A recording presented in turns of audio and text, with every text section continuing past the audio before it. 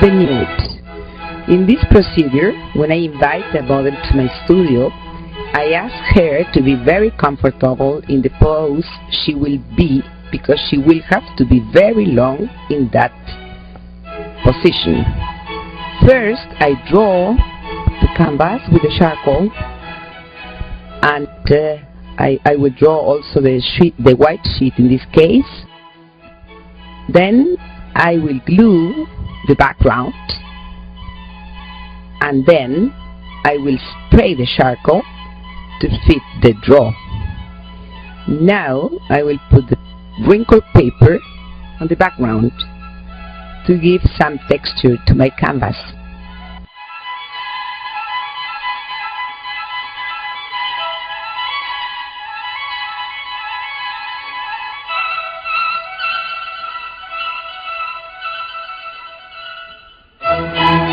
Very, very carefully.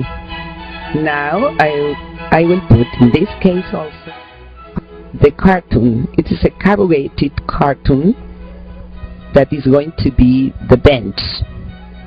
Now I will remark the draw with some paint, and I began to put the darker tone in the background.